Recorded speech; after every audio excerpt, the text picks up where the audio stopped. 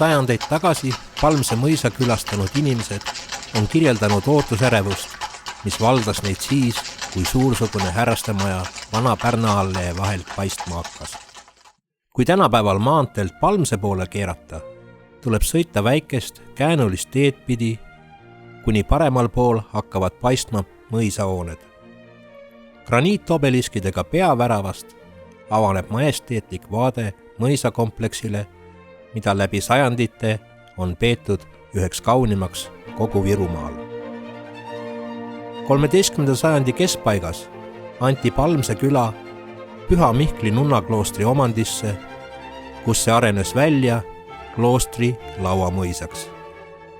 Alates 1522. aastast oli mõis kahe aadliperekonna, esmalt Metstakkenite ja siis Vonderpaalenite valduses.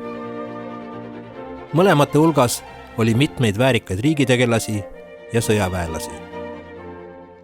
Tänapäeval asub Palmse mõis Lahemaa rahvuspargis kauni ürgse looduse keskel. Mõisa 52 hektari suurusel territooriumil on üle 30 erineva hoone ja rajatise. Siin saab külastada mitmesuguseid näitusi, mis annavad suurepärase ülevaate Eesti mõisaelust ja arhitektuurist läbi sajandite.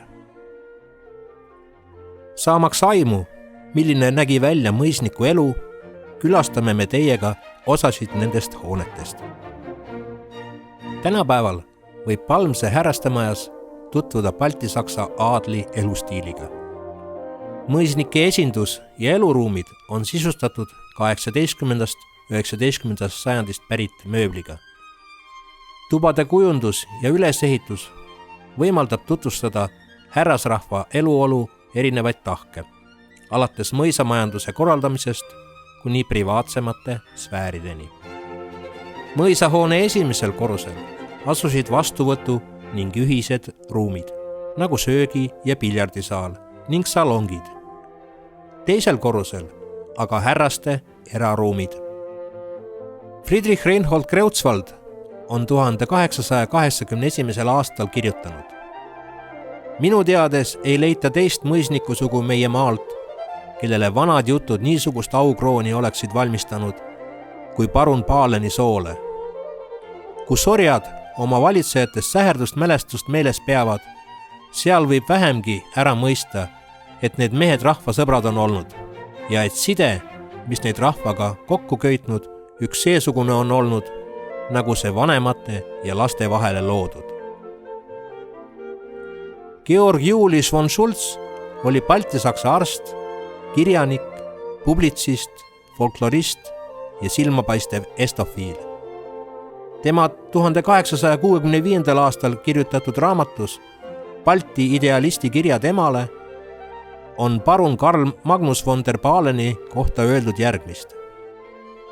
Sa tahaksid midagi lähemalt teada Paalenite kohta, kellest sulle olen kirjutanud. Vana parun Paalen Palmsest, kes alles hiljuti suri, oli aadlimees selle sõna kõige tõesemas tähenduses.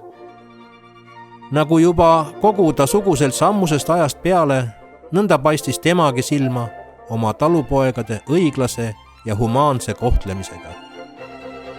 Paalenite seas oli alati valitsenud head patriarhaalsed tavad ja Palmse talupojad olid kõikjal tuntud oma tubliduse ja asjalikkusega, oma suure kehakasvu ja oma heaoluga, milleni nad tänu targale valitsemisele oma hoolsusega olid jõudnud. Karl Magnus pandi juba 5-aastaselt kirja Ihukaitse kaardiväe ratsarügemendi kortermeistriks. Kuid alles 18-aastaselt algas reaalne teenistus Riia kürassiiri rügemendis. Ta võttis osa lahinguist Jankovi, Landsbergi ning Eilau all ning sai selle eest Vladimiri ordeni 4. järgu kavaleriks. See oli tema suurepärase karjääri algus. 1818. aastal läks ta omal soovil erru, kuid jätkas riigitööga. Aastatel 1821 kuni 1828 oli ta Eestimaa kubermangu maanõunik. 1830 kuni 1845 Baltimaade kindralkuberner ja Riia sõjakuberner. 1831. aastal juhtis ta Poolas 2000 mehelist üksust novembri ülestõusu mahasurumisel ning selle eest pärjati teda Aleksander Nevski ordeniga ja 1843. aastal Ratsaväe kindrali auastmega. Ta oli abielus 2 korda, esmalt Elisabeth von Esseniga ning hiljem Katariina Arveliusega. Karl Magnus von der Paleni ainuke poeg Aleksander päris mõisa 1863. aastal. Lisaks Palmsele kuulusid talle ka Vaida, Aruvalla ja Arbavere mõisad. Ta oli Eestimaa rüütelkonna peamees, maanõunik ja riiginõunik. Balti Raudtee seltsi presidendina pühendas ta palju energiat ja organisatoorseid võimeid Balti Raudtee rajamisele ning aastal 1870 avatigi raudteeliin Peterburi, Tallinna ja Paldiski vahel. Selle eest pärjati teda Tallinna aukodaniku tiitliga. Lisaks riigitööle oli tal suur huvi loodusteaduste, eriti geoloogia vastu.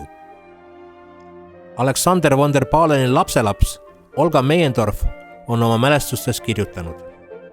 Maja ülemisel korrusel olid peale magamis- ja külalistubade mitmesugused kogud, mis näitasid mõne mõisaomaniku huve ja hobisid. Minu vanaisa ise oli amatöörgeoloog ja tal käisid tihti külas Peterburi Teaduste Akadeemia geoloogia osakonna liikmed. Minu ema mäletas oma lapsepõlvest, et kõik 9 last olid varustatud haamriga ja nad matkasid kivimurdu või mujale, kus oli müüre või kiviaedu, et kivimeid välja toksida. Õhtuti kogunes perekond töötuppa, igaüks oma kivihunnikuga. Tükk-tükilt kontrolliti kivimid asjatundlikult ära ja kui juhtus olema midagi sobivat, sai leidja tasuks mõned rosinad. Ükskord sai minu ema tervelt 30 kopikat, sest ta leidis Kambriumist pärit veel registreerimata teokarbi kivistise. Hiljem geoloogiaajakirjandust lugedes olen näinud, et teokarp on registreeritud nimega Palen. Aleksander oli abiellus Olga von Grotega ning neil oli 3 poega ja 6 tütart. Vaatamata sellele, et muusika- ja kunstiõpetus kuulusid baltisaksa aadlidaamide kasvatuse juurde, saavutasid vähesed kunstnikena laiemat tuntust. Siiski hakkasid 19. sajandil sooroolid tasapisi nihkuma ning mitmed tarmukad ja andekad naised suutsid end sotsiaalsetest raamidest välja murda. Sellegipoolest on baltisaksa naiskunstnike töid säilinud vähe ja pigem juhuslikult. Seetõttu annab Palmses hoiul olev Olga Julia von der Paleni joonistusalbum harukordse võimaluse tutvuda ühe naiskunstniku varajase loominguga. Albumis leidub arvukalt erinevaid joonistusi ja käeharjutusi, peamiselt loodusvaateid, natüürmorte ja muinaslugude illustratsioone, mis on valminud Olga nooruspõlves. Palmse mõisa härrastemajas on valitud joonistustest välja pandud näitus, kus on eksponeeritud ka originaalalbum. Näitust ehib Olga von der Paleni maal Sirelid. Kunstiande päris Olga oma isalt, sõjaväelaselt ja harrastuskunstnikult Diedrichilt, kelle joonistus Mihhail Lermontovist on teadaolevalt ainuke, mis kujutab luuletaja nägu külgvaates. Olga von der Palen sündis 1856. aastal Üksnurme mõisas ning suri 1919. aastal Tallinnas. 1880. aastatel õppis ta kunsti Franz Teppeni juures. Tema maale eksponeeriti mitmetel kunstinäitustel Tallinnas. Õhtusöögilaud on kaetud 8 inimesele ja õhtusöök leiab aset 1880. aastal. Mõisarra on külla kutsunud naabermõisnikud oma naistega. Lauas saavad kokku intelligentsed ja mitmekülgsed isikud ning jututeemad varieeruvad sõjapidamisest loodusteadusteni. Kindlasti arutati ka mõisamajandusega seonduvat. 19. sajandi menüü oli väga mitmekesine ning pidulik söömaaeg koosnes mitmetest erinevatest käikudest, kus oli esindatud nii mereannid, ulukiliha, loomaliha kui ka puu- ja juurviljad. Peen ja mitmekesine menüü oli mõisnike uhkuseks ning seetõttu pöörati suurt tähelepanu kokakunstile. Head kokad olid kõrgelt hinnatud ning neid saadeti tihti välismaale ennast täiendama. Rahvasuu mäletab, et kindraliteenijad kokamammi ja kokapapi said vananedes mõisalt eluaegse ülalpidamise ning ka ilusad raudristid surnuaiale. Õhtusöögilaud on kaetud 19. sajandi esemetega, mis esindavad väga erinevaid stiile. Mõisa majandusraamatutele tuginedes võib öelda, et laua- ja kööginõudele tehti suuri kulutusi ning kokku ei hoitud ka erinevate luksusartiklite nagu veini, kohvi, tee ja suhkru pealt. Paljud menüüs esindatud köögiviljad nagu spargel ja seller ning faasaniliha olid kohalikku päritolu. Mõisa triiphoonetes kasvatati sparglit ning lähedal asuvas metsasalus asus faasani kasvatus, keda toideti kohapeal kasvanud valgete sõstardega. Ka menüüs märgitud laanepüüd olid tollel ajal delikatesside hulgas. Härastamaja on täielikult kellerdatud ning siinsed ruumid on kaetud rist- ja silindervõlvidega. 18. sajandil paiknesid siin mantelkorstenköök ja teised majapidamisruumid. Palmse mõisa keldris asub Eesti ainuke igapäevaselt köötav mantelkorsten.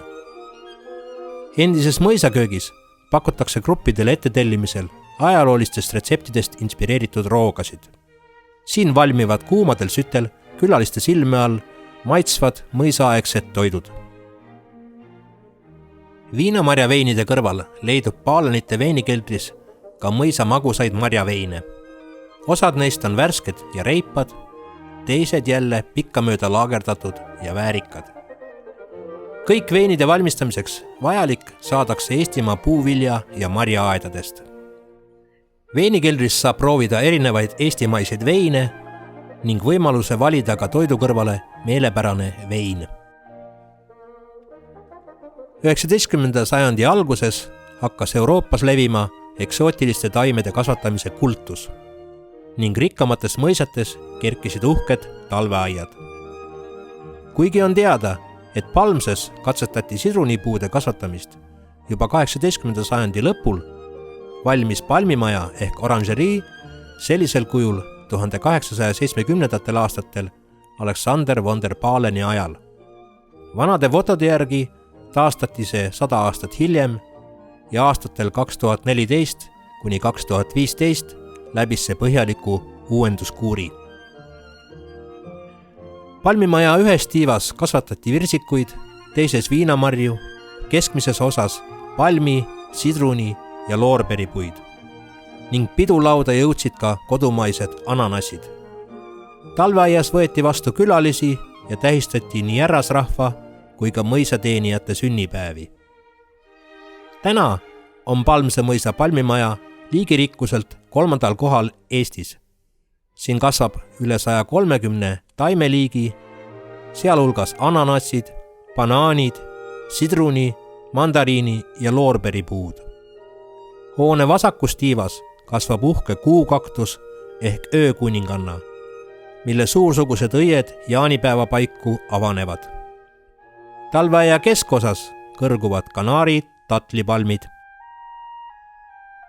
Näitus annab ülevaate piirituse ja viina tootmise ajaloost Eestis 15. sajandist kuni 19. sajandi lõpuni. Tänu Vene turu avanemisele 1766. aastal muutus viina põletamine üheks olulisemaks mõisamajanduse osaks. Viinast saadud rikkus pani aluse uhkete mõisaäärberite tekkele. Alkoholi aktsiisimaksu kehtestamine 1863. aastal tõi kaasa ülemineku käsitöönduslikult tööstuslikule viinapõletamisele. Aktsiisinormid soodustasid kartuli kasutamist ja sajandi lõpuks oli kartul piirituse toorainena välja tõrjunud rukki. 1938. aastal lasti Rakveres käiku uuendatud piirituse tehas. Tehases toodetud piiritus on kangeima 98%-lisena ja puhtaimana kantud Guinessi rekordite raamatusse. On lausa üllatav tõdeda, kui palju leidub taimeriigis tervendava toimega taimi, mille õied, viljad või juured lisaks dekoratiivsusele on tuntud tänapäevalgi rahvameditsiinis. Ravimtaimed aitavad meil paremini jagu saada haigustest, tugevdavad meie vastupanuvõimet, aitavad meil oma saastunud organismist välja saada neid aineid ja ühendeid, mida me oma eluks ei vaja ja mis võivad olla osaliselt süüdi meie haigustes. Anname soovitusi tervisliku tinktuuri valmistamiseks. Igaüks saab teha endale meelepärase mõisniku tervisenapsi. Martin Luther on öelnud: igaüks, kes joob õlut, läheb vara magama. Igaüks, kes kaua magab, teeb vähem pattu. Igaüks, kes teeb vähem pattu, saab paradiisi. Õlu on üks teadaolevalt vanemaid ning pärast vett ja teed kõige enam tarvitatavamaid jooke maailmas. Oletatakse, et õlut õpiti valmistama juba 9500 aastat enne Kristust. Palmse mõisas oli 2 õlle valmistamisega seotud hoonet: linnaserehi ja õlleköök. Puust ja õlgkatusega väike õlleköök ehk pruulikoda oli praegusel kohal olemas juba 18. sajandil, aga tõenäoliselt juba ka varem. Puust õlleköök lammutati 1809. aastal ning selle asemele ehitati 1820. aastatel praegune kivihoone. Näitus tutvustab õlle ajalugu ja õlle valmistusmeetodeid. Palmse mõisa sepikoda on ehitatud 19. sajandi alguses Tiigi kaldale. Põhiline sepatoodang oli ajalooliselt nii mõisa kui ka talu majapidamises vaja läinud tööriistad. Tehti ka relvi, mõõku, oda- ja nooleotsi ja ehteid.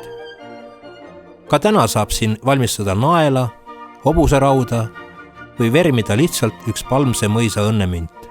Sepikoda on avatud kõigile, kes soovivad oma silmaga sepatööd näha või oma käega seda järele proovida. Mõisa köögid pakuvad toiduelamust igale maitsele.